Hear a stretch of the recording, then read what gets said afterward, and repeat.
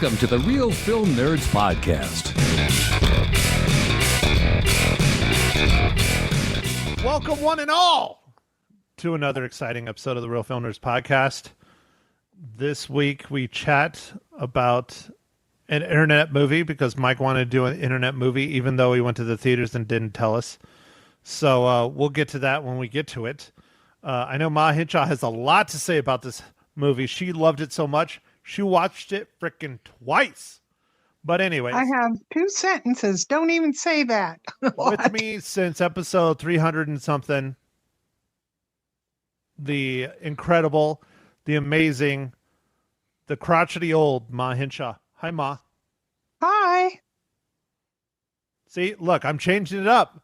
Now, the one, the only, the heartthrob of the Real Film Nerds Podcast, Mysterious Michael Talent.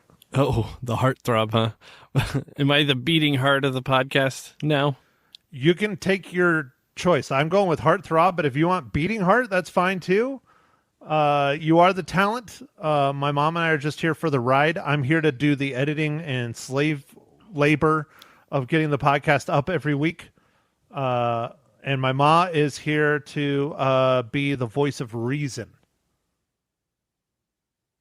Okay. Or not. I don't know. Did you go to sleep, Ma? Are you talking? No, I don't think I'm a voice of reason. I'm probably a voice of old person.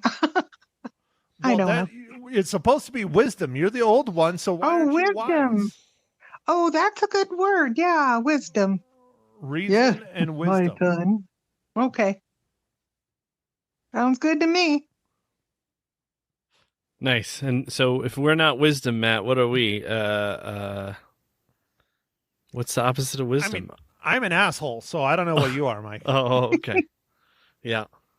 I'm not an asshole. The other, the opposite. A penis? Oh, Jesus. Of course you went there, Matt.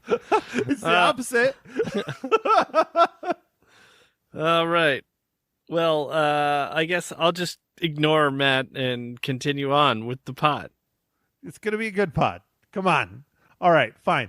So from penis, Mike Talent, why don't you break down Havoc for us? All right, here we go. The movie was directed by Gareth Evans. It was written by Gareth Evans. It's starring Tom Hardy, Jessie Mei Li, Justin Cornwall, Kulin Sepavida Mia, and after a drug deal goes wrong, a bruised detective must fight his way through the criminal underworld to rescue a politician's estranged son, unraveling a deep web of corruption, conspiracy that ensnares his entire city. All right, Mike. So this movie was written and directed by Gareth Evans, better known for his Raid and Raid 2 films. I had high hopes for this. I have not seen the Raid or the Raid 2, but you have always talked about how incredible and amazing they are. If Havoc is anything like the Raid or the Raid 2, I don't want to watch them. So, yeah. This movie obviously focused on the fighting and like the cinematography involved with that, which was kind of it's like its own style. And in the Raid movies were better, Matt. So fear not. I'm not sure what happened with this movie, but it seems like the story just wasn't flushed all the way out, or it got edited out badly. I'm not sure what happened, because it had elements. I think it was way too freaking convoluted, dude. Way too convoluted. Yeah, I think it had elements of stuff that like were fine. I don't know. Yeah, it's probably too convoluted. I think they're just trying to maybe they're just trying to do too much. I don't know, but the action stuff was very Raid-like, and I enjoyed that. Perhaps a little too gruesome at times. I'm not 100% sure why it was always so gruesome, but hey, whatever. it was yeah, it's kind of strange. I had high hopes because I really liked The Raid and The Raid 2. Ma Hinshaw, you watched Havoc not once, but twice. Why don't you tell all of our incredible listeners why? Well, I fell asleep twice the first time through. And since I had nothing better to do, I thought, well, maybe I'll watch it again and see if I can, see what I slept through for a change. But then I fell asleep in different spots. It just was very convoluted or something or another. Well, one thing I found interesting, Ma, is that on the radio you said you fell asleep 3 times, and now it's only 2. Uh-oh. Well, I meant... She said 3 times, Matt. She said twice in the first time she watched it, and the third time. Yeah, but she didn't watch it twice before the radio. She watched it once before the radio. Oh, okay. All right. Oh, well, my bad. So basically, if you need a good night's sleep, Havoc. Yep. Ouch. Matt, what are your first impressions, buddy? I think the story was convoluted, like I said. There's just too much going on, and then the good guys turn into the bad guys, and the bad guys turn into revenge, and there's just a lot going on in the story, and they didn't need to go that deep and that wild. The gruesomeness or the gore and the blood of people being murdered, I mean, I could take it or leave it. I mean, it was over the top, which if that's the way you're going, you need to be a little bit more comic booky with it, a little bit more over the top with the action. One thing I really, really hated, the shaky cam. I can't stand the shaky cam. I don't like it. Put it on a freaking tripod, dude. Put it on a tripod. Put it on a dolly. I hate the shaky cam. I do not like it. I think it distracts way too much from the movie. I didn't like how they shot the action scenes. I thought they were too tight. I wanted more like, which I assume is probably The Raid, but because I know John Wick is inspired from The Raid, but a lot more wide, so you can see what's actually going on and what's happening. I thought the stunts were great. I thought the acting with Tom Hardy was very good. I think Timothy Oliphant and Forest Whitaker, were really underused. They are both incredible actors, and I mean they're in the movie, and they're in the movie till the end. But are they really? Like they come in and out here and there, and I would have liked to see more of that. Overall, I mean it was okay. I don't think I'll ever probably watch it again, but it was okay. It really could have been better. I just think they tried to do too much. Tried to tell too much of a story. And then one thing that really annoyed the living shit out of me, I noticed a little bit growing up and stuff, but now I really, really notice it being a Second Amendment exerciser, I guess you would say, or believer, or whatever you want to say. Dude, nobody ran out of bullets like the entire time. Yeah. The handgun that seemed like this automatic, like they never had to reload hardly at all. And I was like, what the heck is this thing? Well, and then there's even a revolver, like Timothy Oliphant and what's his face from Shameless and all that. He's a character actor, the Mexican guy. I'm forgetting his name. I'm trying to look real quick. But he's really funny. He's a really good comedian. He's plays the uncle. He has a revolver. Revolvers hold 6 to 8 shots, some 5, and they're putting 30 rounds through these things without loading. Right. Yeah, I did notice that, and I was like, what the heck, man? I thought we were over this. We have John Wick. Right. John Wick is very accurate. I mean, very, very accurate when it comes to that. And then the little Chinese girl, the blonde Chinese girl, I don't know her name. I actually liked her character. I thought her character was pretty interesting. She literally never runs out of bullets with her Uzi. She sits there and lit up the car with Tom Hardy in it for a good minute and a half, 2 minutes. That would have been 1,000 rounds at that fire rate. No way in hell. Yeah. Anyways, and you probably melt the barrel. Sorry, I'm complaining too much, but I'm just saying that really kind of took me out of it. So just again, voicing my opinions too much, but it just is what it is. If you're going to go that route, I agree. yeah, if you're going to go that route and you're going to be comic booky, embrace it completely. Embrace the fantasy. Don't even have guns. Have laser guns. Do that kind of weird shit. Embrace it completely. Don't try and do a cop crime, serious mafioso revenge drama all rolled into one and have over the top blood, guts, and gore, unlimited ammunition, unlimited fight. No, it doesn't work. It did not work for me. Yeah, I will say that Tom Hardy's character and I guess a couple others just seemed almost supernatural. Like, right? But they didn't embrace it. They're still trying to be like cops and drama and be way over the top. I don't know what they were trying to go for. Matt, just trust me when I say The Raid was better. And The Raid 2 was awesome. That was the first one I saw. I just happened to watch that in the theater, dude. Of all movies, I just went and watched. I was like, oh, what's this? I need to sit down and watch both of them because I know you always talk about it. And Ma Hinshaw probably has already seen them. Ma, have you seen The Raid and The Raid? Oh, they're all in subtitles. You have to read them. Oh, no. She's screwed. They're all Ruled me out there. Yeah. What's Indonesian, I think, is the language. Yeah. Mandarin? Oh. No, I think it's Indonesian. Indonesian. Yeah. Oh, okay. I thought they spoke. Well, I don't know. Honestly, I don't know what they speak. No, it's not Chinese. It's not from China. It's from Indonesia. It's because like they were speaking Mandarin in this film, correct? Yeah, I think they were. Yeah, but this movie was kind of all over the place.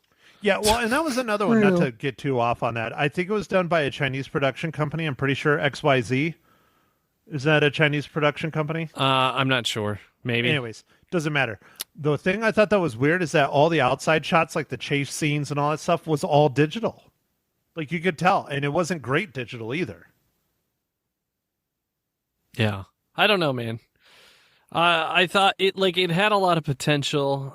Just the script was odd and super complicated, and I felt like I was lost a lot in the beginning because it was like introducing all these characters and you don't know why you care about them or anything. Like it was real weird.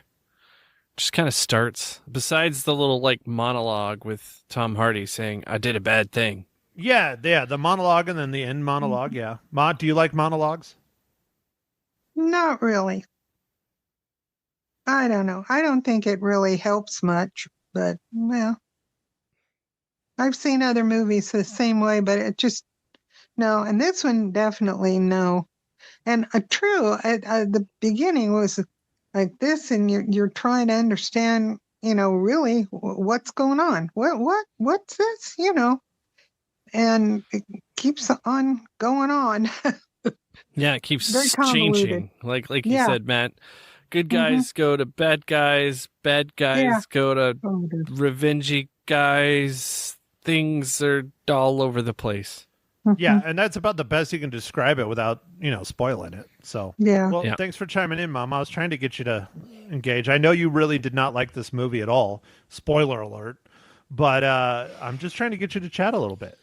No, and I thought that, to me, I mean, all of the fight scenes was I wrong, in a dark alley somewhere or a dark street or, it was like really dark. I think that was the tone of the movie. The whole, it was the tone of the movie, all right, by golly. Do you think they were trying to do like a film noir kind of thing, where it's detective and there's the monologue and then it's darkness and big city. Man, do you think they were trying to do that on top of everything else? Man, I'm asking. What do you think? I don't know. I think so, maybe. I think so. If they were, wow. I mean, he's just tried to do too much. Tone it down. Keep it simple. Yeah. The crazy, you were talking about the camera things, but I mean, honestly, the camera almost flips upside down sometime in some of those fights and stuff. And it's like, you don't need to do that. Yeah. I mean, it was just overdone or something. It was very strange. And the fact that it reminded me of shoot 'em up movies kids used to watch, and I can't think exactly which ones, but it almost seemed like it was silly because there were millions of bullets flying everywhere and, and shooting guns everywhere. But I mean, if that many had gone on, everybody in the whole dang picture would be dead, just, or else they're awfully bad shots. I mean, it was just kind of unreal in my view. Yeah, Matt, the barrel would have melted with that 1,000 rounds putting through. Yeah. Dude, it would have been so hot. There's no way you would have been able to stick it in your pocket. That's for sure. It would have melted the snow on the ground, all kinds of shit. It would have been nuts. Yeah. Yeah. But, all right, so I got something very important to discuss, Mike. Oh, before we move on to your favorite segments. Oh, yeah. Yeah, we have a giveaway, don't we? Mike, we do have a giveaway, and I would like you to talk about this. Now, I've been told this show is absolutely incredible, but you know me, I have copious amounts of time, so I have not had a chance to watch it at all. I think I've seen the trailer, and I know it's going to be an amazing show, and I pay for Paramount Plus. I don't get it for free from our sponsor, but hey, maybe they should. I would love that. Paramount Plus, if you're listening, hook me up, dog. I pay for it. Come on, I pay for it. But anyways, so we're giving away one of their original films on Blu-ray. I already have them. I've had them for weeks. They shipped them early. But we're giving away copies of the incredible Paramount Plus hit series, season number 1 of Landman. Yeah, so Landman is a show that revolves around the general manager of an oil field or of an oil company who's on the ground in Texas, and he has to deal with just unbelievable amounts of just crap. And then all while this is happening, he's also handling his family.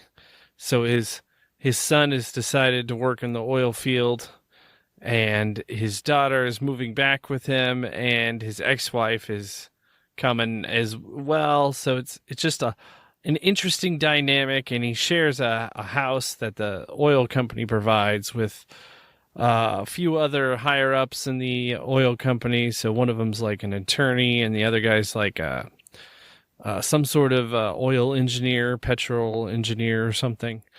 And yeah, it's just got lots of, just lots of drama, lots of different things going on. And I really liked it.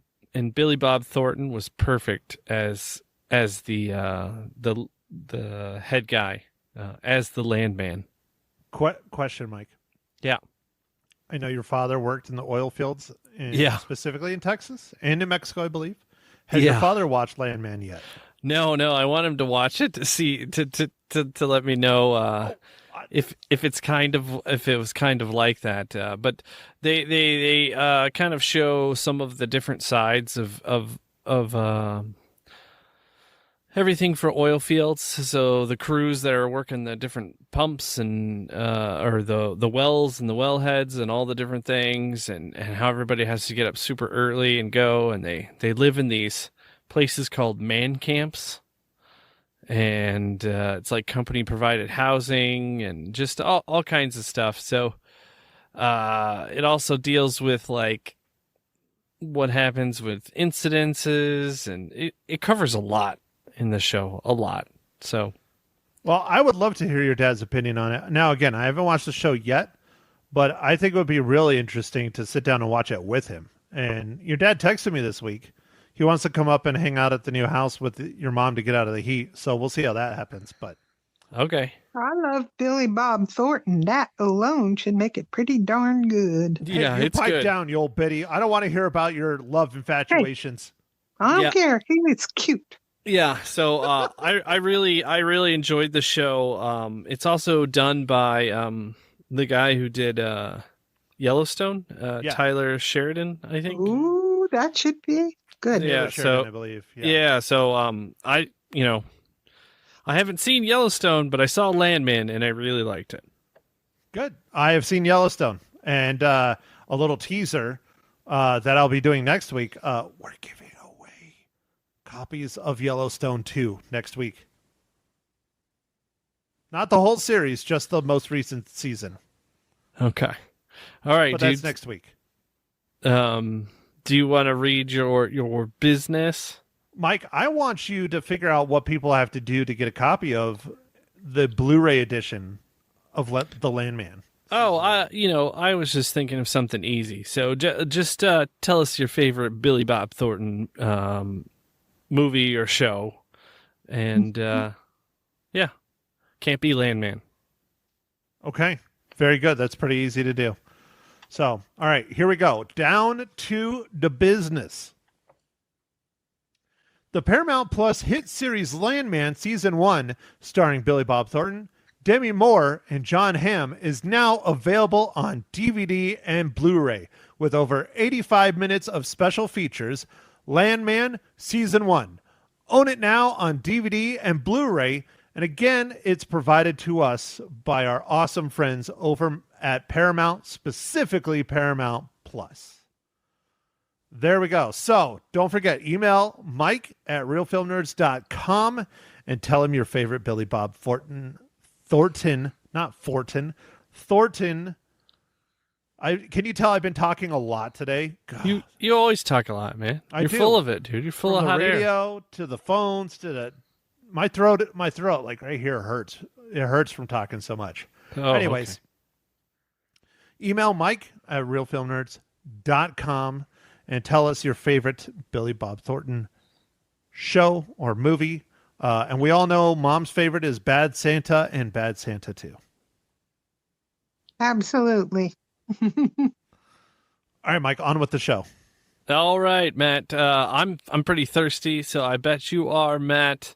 What are you drinking this fine morning, evening, afternoon?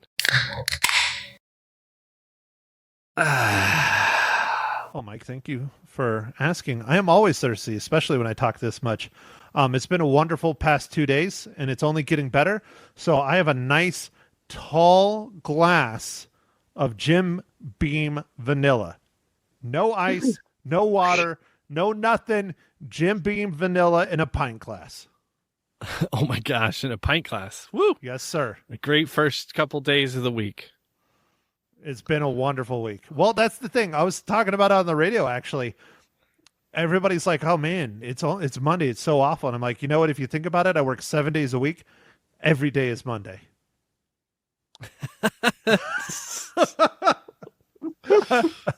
Right, Ma Hinshaw? Right. Okay, I'll go ahead and ask, Ma, what beverage are you partaking in? I will not sing the song, but I love Blue Moon. But I didn't have a piece of orange. Oh, well. You know, like in the commercial. No, you don't put fruit in beer? Well, I don't know, but they did for the commercial. They stuck an orange slice on it. You didn't see that commercial? Yes, okay. I've seen it many times, yes.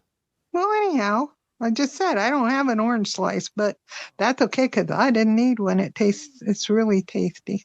Okay, Ma, so we're passing it around the horn, so your turn. Oh, Mike, what are you drinking this fine evening, I guess? I am drinking a Hoppy Nomad from my favorite grocery store, Matt, which I think you guys have now in Prescott. It's not open yet. It's Aldi? coming, though. Yeah, Hoppy Nomad. It's a session IPA, which means it's a little bit lighter, not as boozy. You should see the confused look on my mom's face right now. It's awesome. When you say hoppy, I'm thinking of a bunny rabbit. Yeah. That's how I feel afterwards. I usually jump around a little bit. No, I just figured the beer jumps around on the table, so you got to hold it down. Oh, dear. All right, Mom, go ahead. Do it. It's your favorite part. Ma Hinshaw's favorite segment of the podcast. I say yes, it every and week. I always ruin it. You can do it. I believe in you. No, I can't. Oh, dear. Mike, what is your fabulous dad joke of the week? I got dad jokes. I don't think they understand though. Gotta think I'm funny. Other people never laugh though. Dad jokes. I like Oh. that. Fabulous. Wow. Wow, fabulous. Mm-hmm. So that means it's going to be garbage, isn't it, Mike?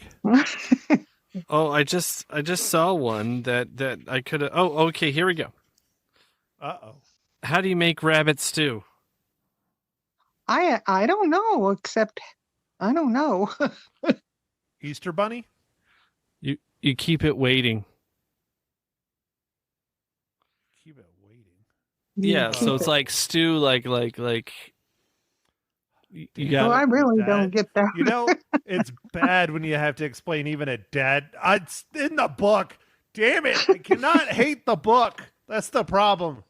The book is hit and miss, but I love the book. I got to say I loved it, Mike. It was wonderful. All right. Lord. That one was bad. That was Okay. bad. But we were just talking about rabbits, so I thought that was fun. Well, yeah, I was picturing the rabbits running across the hot asphalt and burning their feet. It's terrible.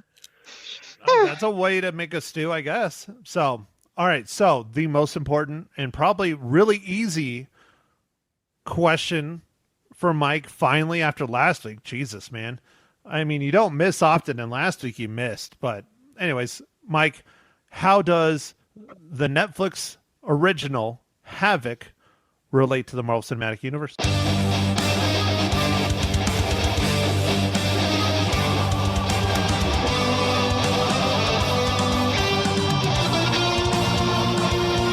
All right. So, it was a little deeper in the cast than I thought, but Forest Whitaker was in Black Panther as Zuri.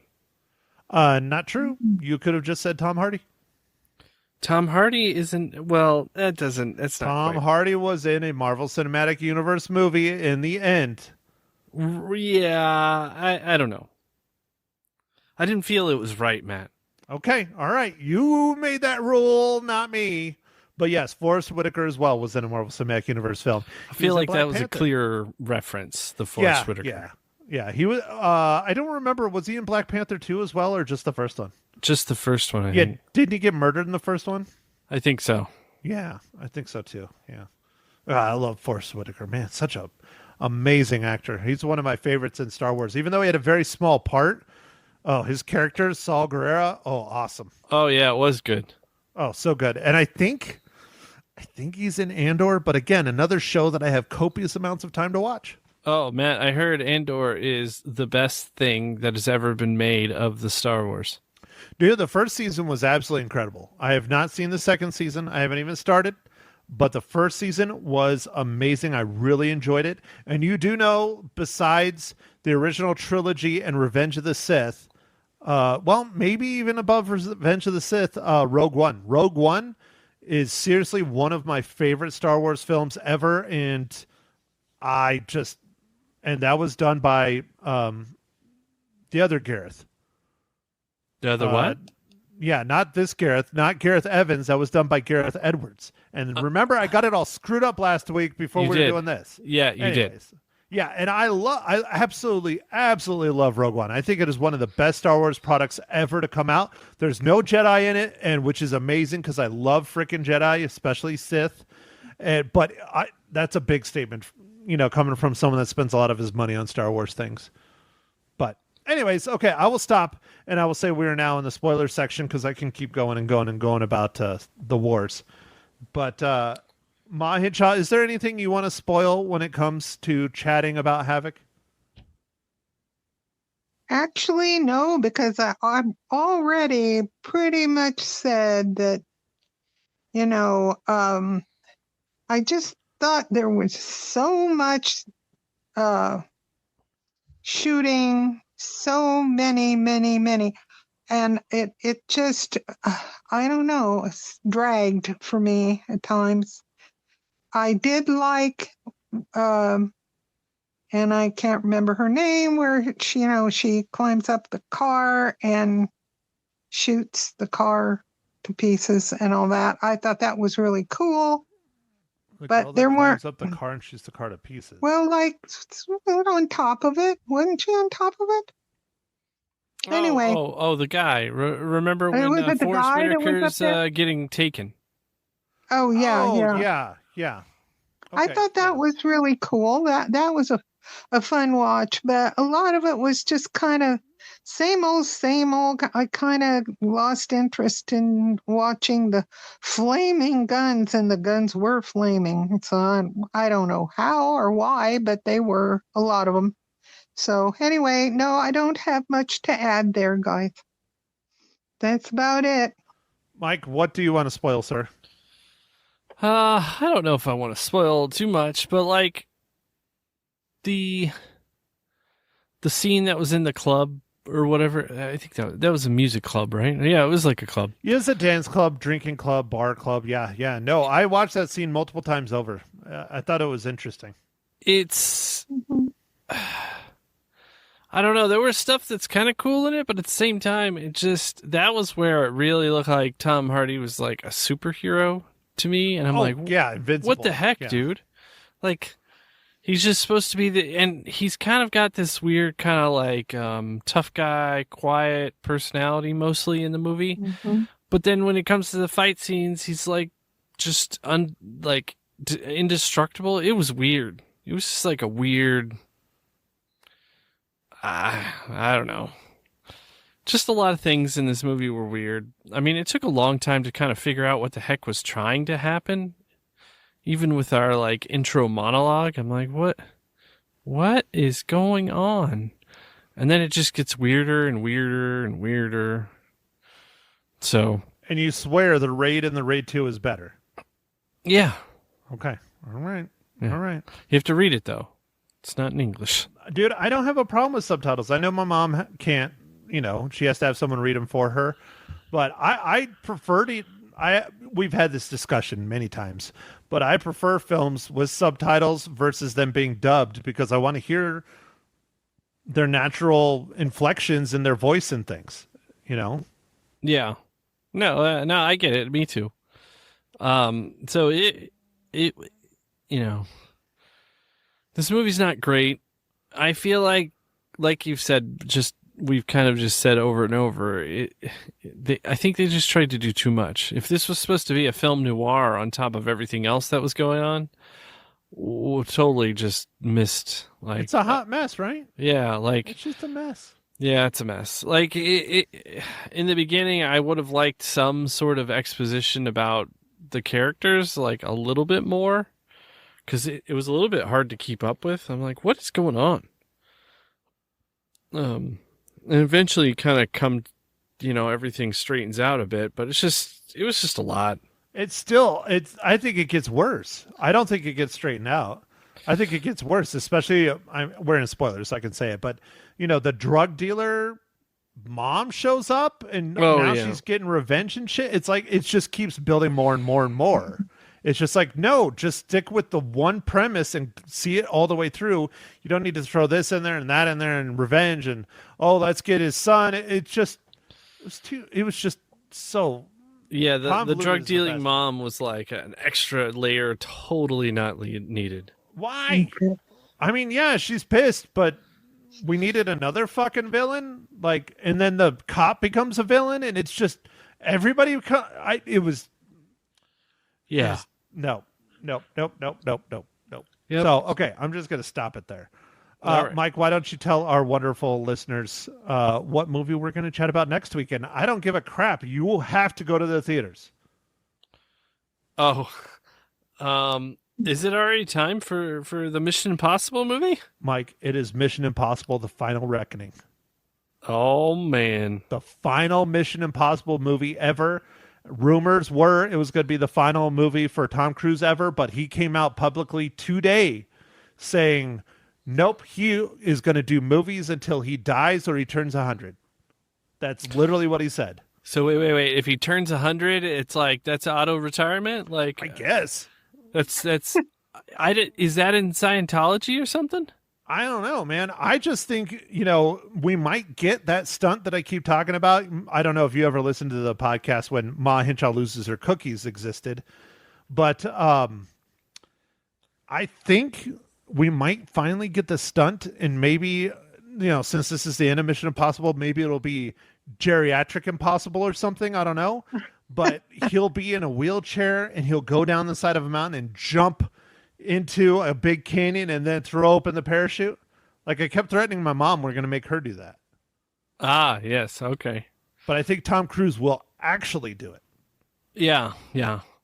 I don't know. Well, I didn't think he was going to be retiring from movies. I imagined said he was. He was done. I imagined he was just going to retire from this amount of action type movie. Because, I mean, this guy puts his body through a lot because he films all the scenes. And that's why he keeps selling out the theaters and why we keep going. I want to see Tom Cruise die on screen. No. Watch out, buddy. Whoa. That's what's going to happen. Come on. Well, okay. Well, he made it through this one, so I think he's done with that kind of movie, man. I mean, he did Top Gun. Do you think if he really does die, or if they spoof it, that would be like the greatest selling movie ever?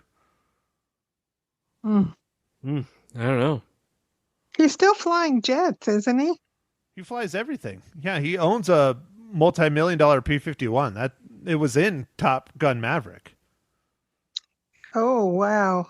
Yeah, he had to get all kinds of crazy ass waivers to be able to fly it too, with Demi Moore in it. Anyways, okay, enough about Tom Cruise. So, Mike, next week we're gonna watch Mission Impossible: The Final Reckoning. I don't care. You got to go to the theaters. I already bought tickets here. There's 7 of us going from, the radio show and my friends, and we're going to have a big old bash. Nice. Party. Yeah. I haven't gotten tickets yet, but I mean, I guess you're right. I should probably, this is kicking off the summer. I should probably look into getting some tickets. Well, Mom, how long ago did Dad get tickets for you? At least 2 weeks ago. Oh, it's been at least 2 or 3 weeks he got tickets for Ma. And then I said, what? Wow. It's not out yet? And he's like, no, you have to wait a while. Well, but he wanted to get that. And it's perfect because it's Memorial Day weekend, and that's typically when you get the start of the summer blockbusters. Oh, yeah. Yeah, that's for sure, man. It is when I think that's what they're going for. Even though we literally have had 2 Marvel Cinematic Universe films already. I just go back to Memorial Day weekend, people. Give us movies of the summer, please.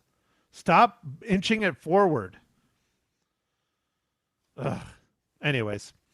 All right, Ma, final thoughts. What about our ratings? Have we given the ratings yet? Why don't you do that? All right. I will give my rating. I'm giving it 2 cookies. And this is for the film Havoc, right? Not Mission Impossible? Yes, correctamundo. Okay, just making sure. Mm-hmm. Mr. Talent, how many reels do you give the Netflix Original Havoc? So I saw hints of some good story. There was good acting. There was some odd choices with some other things. So I'm going to give it 2 reels. 2 reels. 2. My mom hated it and she gave it 2. You see how screwed up the rating system is, Ma? Oh, it's all opinions. Just like just like me. Everyone has one, right? Yeah, right. Just like you. All right. Well, I guess I'm the kind one here, and I thought I was being brutal. I thought you were going to go a lot higher, Mike. I thought you were in for a 3 at least, but I give it 2.5. I saw, things of greatness possible, decent acting, decent action, but overall, if I watch it again, it's going to be very sparingly unless I need to take a nap.